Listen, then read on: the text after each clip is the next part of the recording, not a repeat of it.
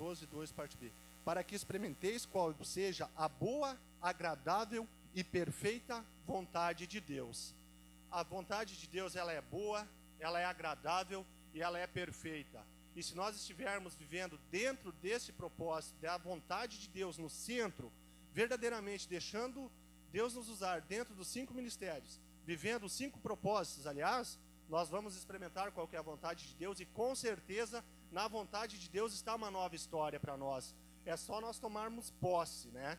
E de que maneira? Mergulhando, como foi falado, ministrado, né? No Espírito Santo. Porque a partir do momento que nós vivermos os 5 propósitos de Deus na nossa vida, o Senhor vai estar no controle. Nós precisaremos confiar em Deus. Nós precisaremos verdadeiramente soltar. Eu brinco sempre de manhã, brinco não, coisa séria, oração. Eu embarco no carro e digo, Espírito Santo, pode entrar comigo. Vamos lá, vamos trabalhar, né? E isso, a partir do momento que nós vivermos os propósitos, nós vamos estar entregando o nosso caminho a Deus, né? E vamos ver qual será a nossa recompensa por isso, de confiar em Deus, de viver os propósitos de Deus, de verdadeiramente deixar Deus estar no controle da nossa vida. Vamos para Salmos 37 e 5.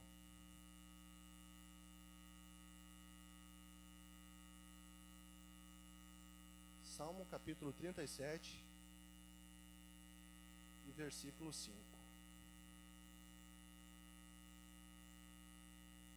Glória a Deus. Salmo 37, versículo 5 nos diz: entrega o teu caminho ao Senhor, confia nele e tudo o fará. Amém? Glória a Deus. Se nós confiarmos em Deus, se nós vivermos os 5 propósitos em Deus, podemos descansar, porque no mais Ele vai fazer. Basta nós sermos fiel a Ele, basta nós seguirmos no caminho dEle, basta nós permanecermos no caminho dEle, que a parte que é difícil, que é impossível para nós realizarmos, Ele vai realizar. A nossa parte é barbada. Como diz o ditado, é melzinho na chupeta. O difícil, o Espírito Santo, o próprio Deus se encarrega de fazer por nós. Basta nós confiarmos nele, esperarmos nele, que tudo Ele fará. Amém? Glória a Deus. Essa palavra que agora foi a introdução, que nós vamos estar meditando hoje, né?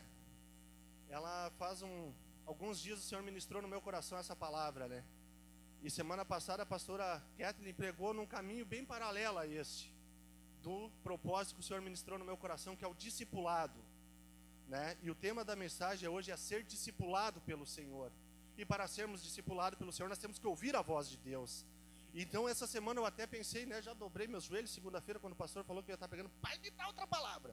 Daí ele disse, não, é essa a palavra, vai tranquilo, né? E eu tomo posse em nome de Jesus, né? E só para dar uma reforçada, né, nesse entrega o teu caminho ao Senhor, né? Eu quero fazer um paralelo bem fora da normalidade para a gente tentar entender o que é entrega o teu caminho ao Senhor. Aparece no jornal que Marte está sendo habitada agora, estão vendendo terrenos em Marte. Ah, não, eu vou buscar em Deus, né? Vou buscar a resposta de Deus, ver se de noite eu dobro meus joelhos. Pai, estão vendendo terreno em Marte em 60 vezes, Senhor. O que tu acha, Deus? Eu compro ou não compro? Dorme, levanta de manhã, pega o carro e vai para a imobiliária financiar o terreno. Tu esperou em Deus, tu entregou teu caminho em Deus. Isso é, logicamente, um exemplo bem fora da normalidade, mas é que para nós entendermos. Muitas vezes, não, eu vou tomar uma decisão séria agora, então eu vou orar a Deus, e no mesmo dia ou no dia seguinte a gente sai correndo e tenta resolver com a nossa força, do nosso jeito.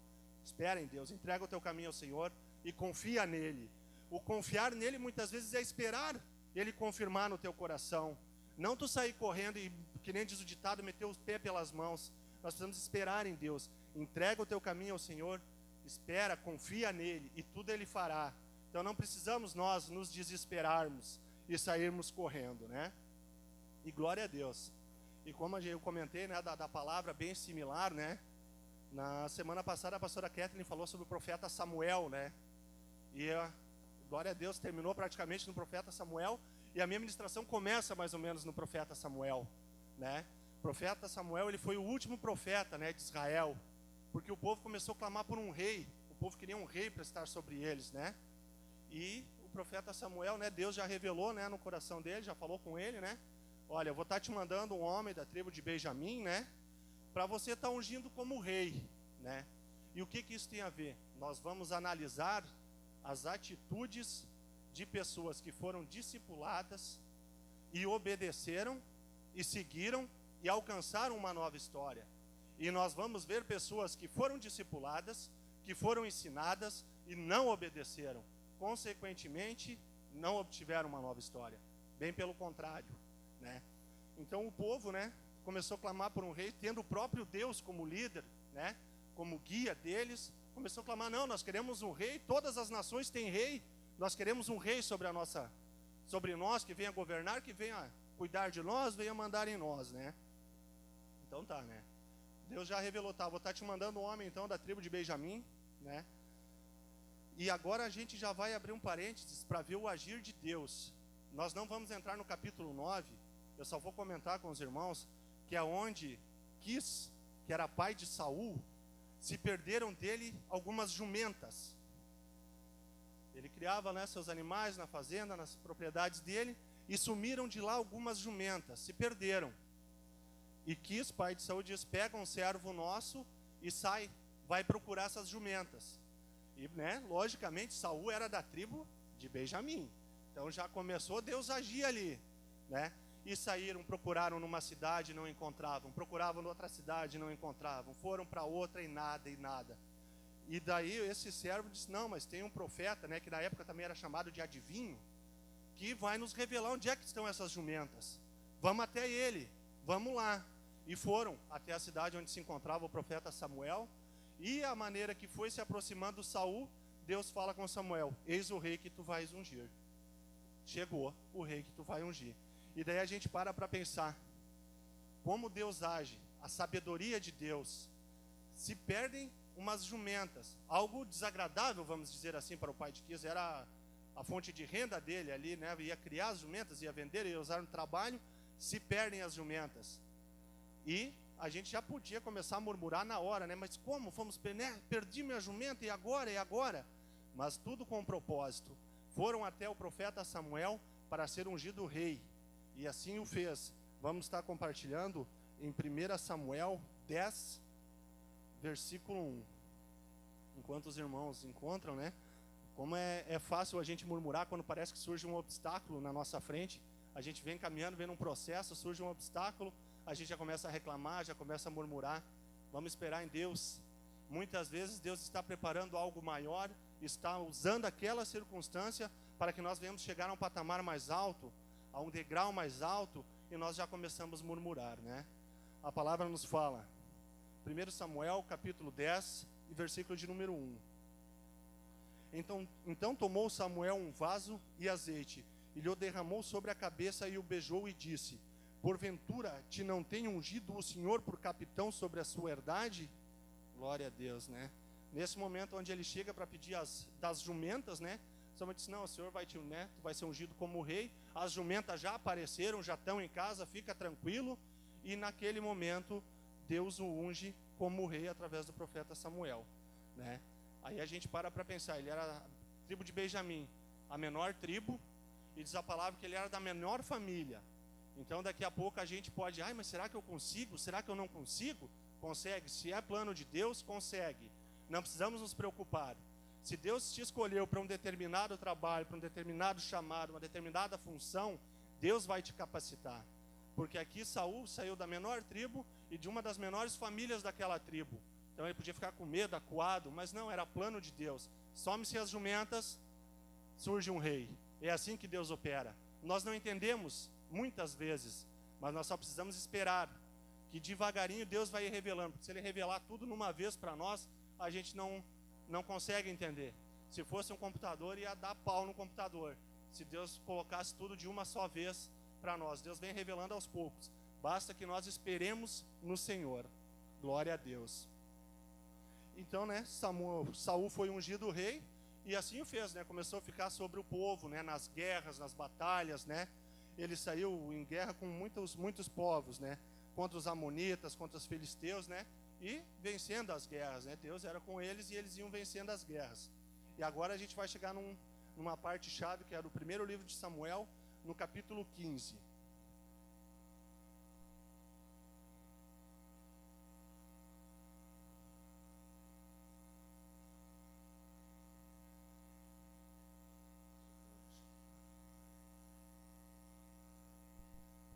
Samuel, capítulo 15. Nós vamos ler do versículo 1 ao 3. Então disse Samuel a Saul: enviou-me o Senhor a ungir-te rei sobre o povo, sobre Israel. Ouve agora, pois, a voz das palavras do Senhor. Assim diz o Senhor dos Exércitos: eu me recordei do que fez Amaleque a Israel, como ele se opôs no caminho quando subia do Egito. Vai, pois, agora, e fere a Amaleque, e destrói totalmente tudo o que tiver, e não lhe perdoes. Porém, matarás desde o homem até a mulher, desde os meninos até os de peito, desde os bois até as ovelhas, e desde os camelos até os jumentos. Neste momento, o rei Saul recebe uma orientação, né? Através do profeta Samuel, Deus fala com ele, passa uma ordenança que ele deveria fazer, uma atitude que ele deveria tomar. E vejamos agora qual foi a atitude dele. Nesse mesmo 1 Samuel 15, vamos estar lendo o versículo 8 e 9. Agag, rei dos Amalequitas, porém a todo o povo destruiu ao fio da espada. E Saul e o povo perdoaram Agag e os melhores das ovelhas e das vacas, e as da segunda sorte, e aos cordeiros, e ao melhor que havia, e não os quiseram destruir totalmente. Porém, a toda coisa vil e desprezível destruíram totalmente. Aqui a palavra já nos relata que Saul não obedeceu à voz de Deus. Saul recebeu ordens claras, nítidas, né? É um povo que se opôs ao povo de Deus, que saiu à batalha contra o povo de Deus, né? E Deus disse: não, chegou a hora de nós ir lá e vamos destruir totalmente. É um povo que seguia deuses estranhos, é um povo totalmente contrário ao Deus, o nosso Deus que é santo. Então vai lá e destrói tudo. Mata tudo ao fio da espada, não poupa nada, não poupa ninguém, nenhum animal, nada. Chegando lá, Saul com seu exército, realmente começaram a destruir tudo. Chegou um determinado ponto que eles pegaram o rei, deixaram vivo. E o despojo, as melhores vacas, as melhores ovelhas, também não mataram, pegaram para si, né? Aí eles cometeram um grande erro. Realmente, ele não obedeceu à voz de Deus, e a partir daquele momento, ele perdeu a sua nova história, por não obedecer. Então a importância de quantas vezes Deus fala conosco através da sua palavra, através da ministração, através do louvor. Deus ministra claramente no nosso coração alguma atitude que a gente tenha que mudar, algum hábito que a gente tenha que precise ser moldado, que precise ser santificado. A gente ouve aquilo, a gente recebe aquilo, mas saiu da igreja, a gente não põe em prática. A gente não consegue agir de acordo com aquilo que o Senhor nos discipula, nos fala ao nosso coração. E assim foi Saul. Ele separou para ele as melhores ovelhas, separou, né, as melhores vacas, né? E a partir daquele momento o Senhor já destituiu ele como rei. Ele simplesmente perdeu a sua nova história. E como eu tinha dito, eu até anotei aqui, né, velhos hábitos que a gente tem, que muitas vezes a gente precisa mudar. Urgentemente a gente precisa mudar. A gente tem o nosso vocabulário, que muitas vezes a gente precisa mudar, né? Talvez não na nossa igreja, para a glória de Deus, mas em outros, talvez no povo de Deus, que a igreja é uma só. Muitas vezes precisa ser mudado, um palavrão. Ah, tá ali, daqui a pouco, pá! Né? E se escapa no susto, é porque é hábito. Então, vamos vigiar. Deus está dizendo, não pode, né? Nós temos que ser, nosso caráter tem que ser moldado de acordo com o caráter de Cristo. Esse é o propósito do discipulado, né? É isso que Deus quer fazer em nós. Eu coloquei aqui também, né, a postura, né, a mentira. A nossa postura como cristão, ela é muito importante. Talvez muitas vezes a gente venha evangelizando, nossos colegas venham evangelizando e não colhemos o resultado. Mas se a gente der uma fora, tu pode ter certeza que na hora todos eles vão lembrar que tu é cristão. Na hora. Eu lembro muito bem no testemunho do irmão Felipe lá, que fez uma brincadeira, alguma coisa, deu uma repercussão gigante pelo fato de ser cristão. E aí então a nossa postura de cristão tem que ser uma postura diferente à postura do mundo. A nossa postura tem que ser diferente dos nossos colegas de trabalho que não têm Jesus. A nossa postura precisa ser uma postura correta. O nosso caráter tem que ser um caráter correto. É isso que o Senhor quer através do discipulado. E é isso que o Senhor vem fazendo conosco. Ele vem trabalhando em nossas vidas, né? E o que vem a ser, né? Vem bem de encontro, né? Filipenses 3:13, parte B, né? Eis que o que ficou para trás, ficou para trás. Eu sigo em frente, eu sigo para o alvo. O propósito de Deus no nosso batismo realmente é matar aquela velha criatura lá. A gente sai da água como uma nova criatura. E não é só uma nova criatura com os velhos hábitos, bem pelo contrário. Os nossos hábitos, as nossas manias, os nossos costumes têm que ficar lá atrás. Nós precisamos deixar Deus trabalhar em nossa vida. Nós jamais podemos cometer o erro que Saul cometeu. O cara foi ungido rei sobre o povo de Israel, o povo cujo Deus era vivo, era presente, habitava no meio deles. Ele tinha tudo para se dar bem, ele estava se dando bem, mas chega um determinado momento que ele resolve não obedecer. E hoje, da mesma forma, Deus fala conosco através da sua palavra. Deus ministra as nossas vidas através da sua palavra. De nada adianta nós ouvir e não praticar. Nós vamos terminar que nem o rei Saul, né? O rei Saul só não morreu antes porque Davi teve misericórdia dele, todo mundo sabe.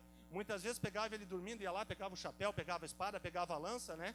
Porque Davi tinha entendimento, ainda, quem sou eu para me levantar contra um ungido do Senhor?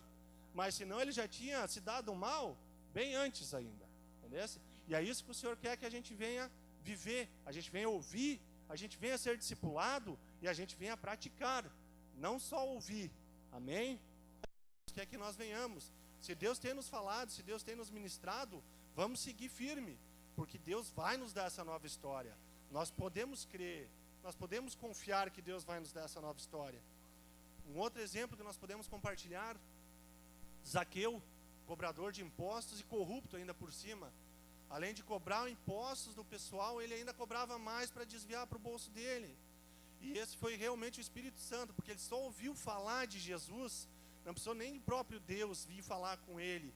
E ele já tomou uma posição, já foi discipulado, o Senhor já falou no coração dele. E ele já disse, Deus, quem eu tirei aqui, eu já vou devolver 4 vezes mais. Eu quero te seguir, eu quero te servir. E é isso que o Senhor diz. O Senhor busca que nós venhamos desejar isso. Que nós venhamos desejar que Ele venha nos discipular. Que nós venhamos verdadeiramente, como foi ministrado, a gente ouve a voz de Deus. Mas nós precisamos praticar o que Ele está nos falando. E muitas vezes, o Espírito Santo, ele age tremendo. É um furacão. É algo reteté que a gente chama. Mas muitas vezes o Espírito Santo ele age no íntimo do coração de cada um de nós. Muitas vezes na nossa casa, a gente está sem fazer nada, vamos dizer assim, e vem o Senhor no nosso coração e ministra uma palavra. É isso que nós precisamos guardar, é essa palavra também. Muitas vezes vai ser um mover sobrenatural do Espírito, mas muitas vezes no livro Uma Vida com Propósito diz, vem como uma brisa suave a nos discipular, a nos ensinar, a nos moldar. E é isso que nós precisamos ter. Nós precisamos deixar que Deus verdadeiramente venha nos discipular. Que verdadeiramente nós venhamos abrir mão. E com certeza, se Deus está dizendo para a gente abrir mão de alguma coisa, abre mão. Não perde tempo, porque não é de Deus. Deus não vai tirar nada do que seja bom para nós da nossa mão. A não ser que seja para dar algo melhor ainda. Então não seja maluco também de lutar para Deus para ficar com aquilo. Porque se Ele está tirando, Ele tem algo maior para te dar. Amém? Glória a Deus. E nos dias de hoje, o Espírito Santo ele nos ministra, como foi dito, né? E tem um versículo muito interessante que nós vamos estar compartilhando, que é Colossenses, capítulo 2 e versículo 7. Por tudo quanto Ele tem feito. Amém? Essa é a ministração, esse é o versículo chave que eu quero estar compartilhando com vocês, que ele tem muitos tópicos, ele tem muito ensinamento para nós, ele tem algo tremendo. A primeira delas, que nos diz, deixe que as vossas raízes se aprofundem nele. Nós precisamos nos aprofundar em Cristo, amém? As nossas raízes precisam estar firmadas em Cristo, amém? O que vem dizer isso? Que nós precisamos nos arraizar em Cristo. Nós sabemos que nós estamos tão perto de Deus o quanto desejamos estar. A palavra de Deus diz que a única coisa que faz separação entre nós e Deus é o pecado. Então, se nós levarmos uma vida correta, baseada nos princípios bíblicos, nós vamos estar perto de Deus. Porque o Senhor deseja estar em comunhão conosco. Um propósito que Ele nos criou é a comunhão. O Senhor deseja. E a única pessoa que pode afastar Deus é nós mesmos. ou melhor, as nossas atitudes pecaminosas. Que nós não venhamos nos afastar de Deus, mas que nós venhamos estar arraizados nele, que nós venhamos buscar mais e mais dele. Amém? Nos diz extrair dele a nutrição, ou seja, nos alimentarmos com a palavra de Deus, verdadeiramente buscarmos mais e mais. A palavra diz que ela vai se tornar doce como mel, basta nós buscarmos, é esse desejo. Da mesma forma que chega meio-dia, a gente está louco de fome para chegar em casa e almoçar do trabalho, a gente tem que estar louco para se alimentar com a palavra de Deus. O Senhor diz, eu sou o pão da vida. Então nós precisamos nos alimentar, nós precisamos buscar este alimento, nós precisamos nos arraizar. Aqui, estou firme. O que vem a ser isso? Aceitei Jesus, me batizei, agora eu preciso me alimentar, porque eu venho vazio. Deus matou a velha criatura, levantou a nova criatura, ficou lá todo o pecado, mas agora eu preciso me encher de santidade, eu preciso buscar de Deus, eu preciso conhecer a Deus, eu preciso. E como eu vou fazer isso, irmão Antônio? A palavra de Deus é a boca de Deus. O Senhor fala com cada um de nós através da sua palavra. Basta buscarmos, que com certeza a gente vai estar alcançando, né? Extrair dele a nutrição, como fez aquela parábolazinha ali da oração. Nós precisamos buscar em Deus as decisões que nós vamos tomar, das mais simples às mais complexas. Nós precisamos buscar em Deus, nós precisamos orar e confiar. Muitas vezes a gente quer tomar uma decisão, a gente vai pedir um conselho, vai conversar com uma pessoa ímpia do nosso trabalho. Ele vai te dar um conselho baseado em quê? Em que moral ele vai te dar um conselho? Não, tu faz assim porque daí tu não vai pagar aquele imposto lá, talvez. Ou tu faz assim que tu não vai precisar pagar aquilo. Muitas vezes vai ser assim. Não busquem conselhos em ímpios. Não busquem orientação em qualquer outra